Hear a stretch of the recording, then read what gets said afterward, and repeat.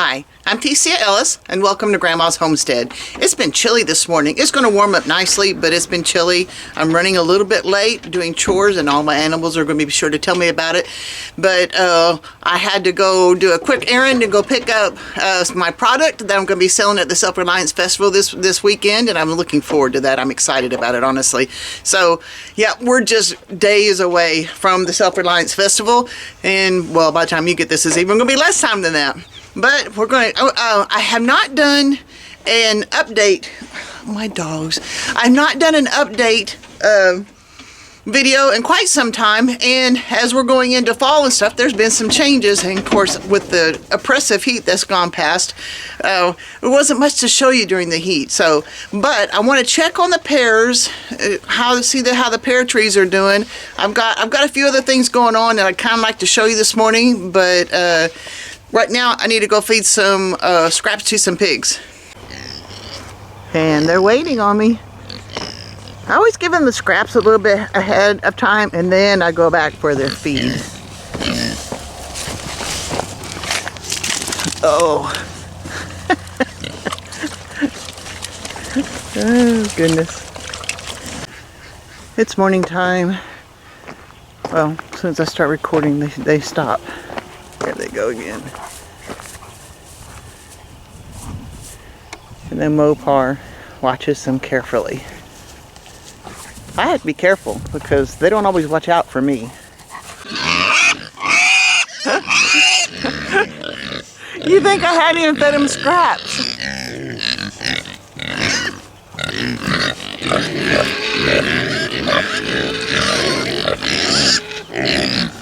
You're loud, Yoda.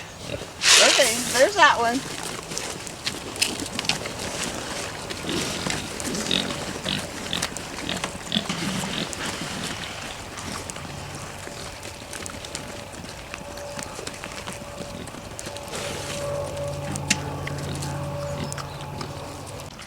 Much quieter and calmer.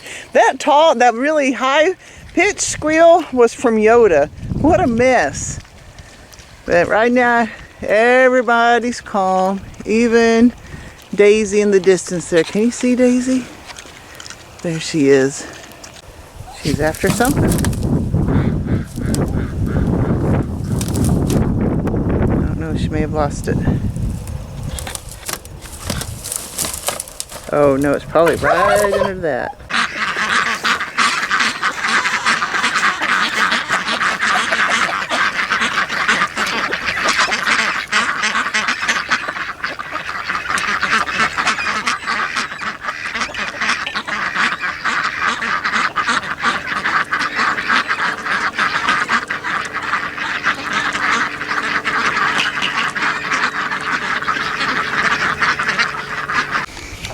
Okay, I did a count of my ducks, and because I hatched my own, I have several males that I'm going to get processed.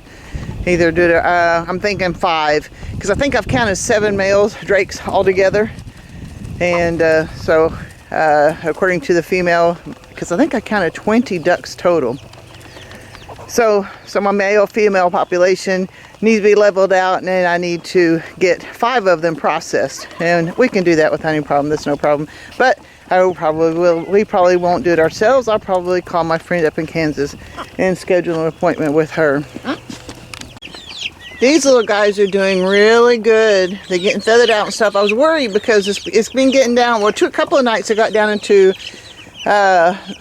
upper 30s, lower 40s. I think one time I even got down to 34 degrees. So and we've got a roof, but when you got sideways wind and stuff or whatever, we had some thunderstorms coming through. I wasn't sure how bad that was going to be, so I put that in here, and I wanted them to have it a little extra so they can make sure that they get out of the wind and the rain, because it's closed on that side there. And yep, I come in and count them every morning, and I'll find 2 or 3 of them even still underneath the little barrel here. So that's worked out good, and I'm glad for that. And because this whole pen is inside the same pen with these guys, when it's time to integrate them, that's going to work out. It's going to work out pretty good, I believe. And plus, because they're in an extra layer of protection because this fence is electrified, and so we've got them in their thing and inside an electrified fence, and so even if there's a little gap, and there is some, but they're not so big that even the chicks are not getting out, because I made sure of that. But yeah, so far the electric fence surrounding all of these guys has worked out pretty good.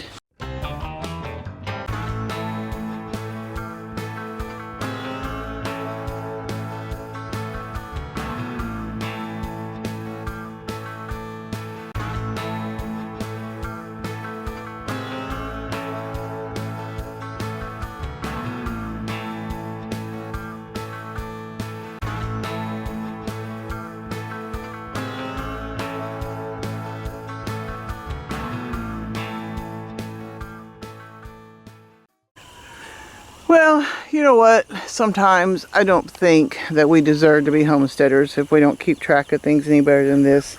I thought Tom was keeping an eye on the pears. I do not see one pear on this tree. And not only do I not see pears on the tree, I don't see any on the ground, which means we've been feeding some animals, but not ourselves. Tom did mow at least a path where we can get down here more easily. But dadgummit, I won't lie, this is discouraging. Okay, I don't know what this is. I thought it was sumac, and it may be a type of sumac, but if you look, there are no berries on it whatsoever. Not even the bigger berries that like what we had seen earlier. But I will show you what it is that I am familiar with. These berries. And they may be past their prime. You don't want to do them when they're bright red because they're way too tart. But if you get them, these might be just about right. I don't know. I don't know, they're kind of dry, so we may have waited too long for them too. But this is the sumac I'm familiar with. And why would I even care about the sumac if I cared enough to have checked on them earlier? Those are, you can actually steep those berries. They're very high in vitamin C, and it's pretty cool because you can steep them. Oh, now I'm looking for my path. You can steep them and even freeze them. And because they're high in vitamin C, you can, when you're ready for a picture of it, you add water to it and sugar, whatever you want for sweetening, and you've got a good source of vitamin C throughout the winter. So yeah, missed that one too. Ooh, but I got something else here. There are spider webs everywhere, and I didn't walk into this one, thank God. But this was at the base of this pear tree that we missed the harvest on. And you know what else I saw this morning? A whole mess. I don't know what you call them, geese. The V pattern flying over. Actually, I've seen 2 or 3 today. And so, you know what that means is like, yep, like they always say, winter's coming. And one last thing, I don't know if you can see it, but I've got one, right there, is pipping. Oh, here's another one that's pipping. So I've got chicks pipping in here. So that's one of my things I'm going to do today is prepare the brooder and get that done. If you'll remember, I had 25 chicks that I lost in the severe heat a few weeks ago.